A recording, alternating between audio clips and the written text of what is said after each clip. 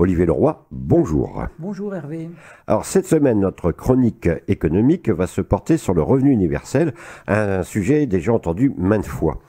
Et puis j'ai appris que dernièrement, il y a 8 présidents de départements qui souhaiteraient expérimenter le revenu universel. Olivier Leroy, qu'est-ce que le revenu universel ? Le principe est simple, ça consiste à donner le même revenu à chaque citoyen français, quelle que soit sa situation professionnelle, qu'il travaille ou non, même revenu de base, c'est-à-dire que ce serait un minimum que chacun aurait, qu'il travaille ou non. Quelle que soit aussi sa situation financière, que ce soit au RSA ou millionnaire ? C'est là où le mot universel est important. Quelle que soit la situation financière, chaque citoyen aurait droit à ce revenu. C'est la nation qui permettrait d'offrir à chacun ce revenu. Alors justement, comment cela fonctionnerait-il ?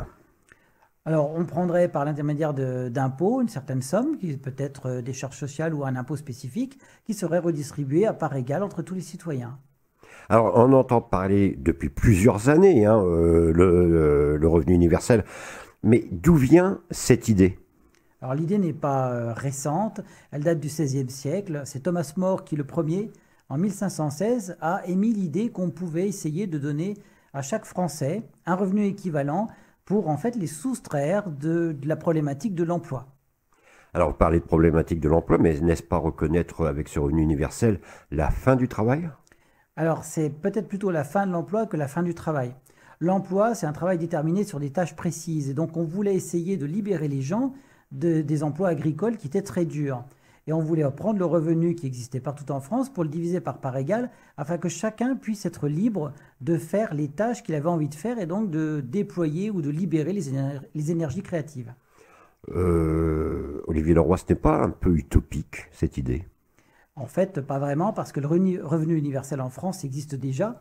Si vous prenez les statistiques et que vous regardez qu'un tiers des revenus des Français sont constitués principalement par des revenus de transfert, c'est-à-dire des revenus d'allocation familiale par exemple, ou des revenus du chômage ou de retraite. En fait, il y a beaucoup de Français qui aujourd'hui vivent sur des revenus qui ne sont pas des revenus du travail. Donc ce revenu universel existe quelque part déjà en France, mais il n'est pas égal. Il suffirait juste de le rendre équitable pour chacun pour que ce soit une réalité. Donc non, ce n'est pas du tout une utopie. N'est-ce pas un peu injuste entre celui qui va gagner 10 000 euros et celui qui va gagner 800 euros ? La question n'est pas vraiment une question de justice, la question est une question de nation. Est-ce qu'une nation est capable de lutter contre la pauvreté et d'offrir à chacun d'entre nous un revenu décent pour pouvoir vivre ? C'est ça la question qui se pose. Et alors des expériences existent et on a vu que dans certains pays, les personnes qui bénéficiaient d'un revenu universel se prenaient de liberté créative et créaient des entreprises, créaient des nouveaux jobs. Et en fait, on avait des personnes qui recommençaient à rentrer dans la société au lieu d'être exclues par une certaine mendicité qui relève par exemple du RSA. Quand vous touchez le RSA, c'est l'aide sociale, donc c'est négatif, c'est reçu négativement par les gens.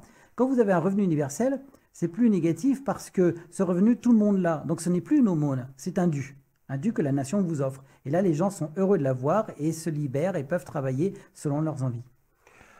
Pour que la nation puisse nous offrir le revenu universel, n'ayez pas peur d'une fuite des capitaux, d'une fuite des grandes entreprises, parce que vous parlez aussi de petites entreprises, de création de petites entreprises. Vous n'avez pas peur d'une fuite des grandes entreprises et qui, évidemment, empêcherait ce revenu universel ? C'est pour ça qu'il y a des chefs d'entreprise et des dirigeants de région ou de département qui aimeraient essayer parce qu'en fait, on ne sait pas ce que ça donnerait. On ne connaît pas vraiment les réactions des gens.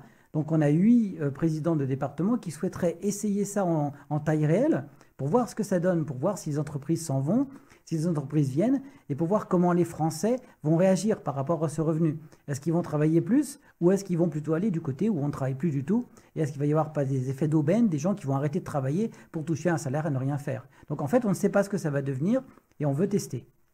Alors, on veut tester. Vous parlez de 8 présidents de département, mais on sait que les départements deviennent de plus en plus pauvres. Ils ont quand même le RSA à gérer. Or, le RSA est un revenu qui n'arrive pas à remettre les gens dans le domaine de l'emploi.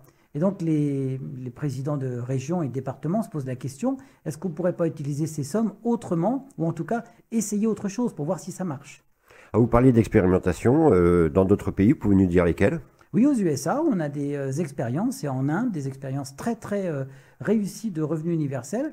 On s'aperçoit que les gens, contrairement à ce qui avait été dit, ne sombrent pas dans l'alcool et dans la fainéantise, mais plutôt décident tous de créer des entreprises. Alors ma dernière question, Olivier Leroy. Je suis commerçant, j'ai droit au revenu universel. Je suis artisan, j'ai droit au revenu universel. Je suis au RSA, j'ai droit au revenu universel. Je suis millionnaire, j'ai droit au revenu universel. On peut Alors, conclure comme ça? la réponse est plus simple. Vous êtes français, vous avez droit au revenu universel. Eh ben merci Olivier Leroy, on en sait un peu plus sur le revenu universel.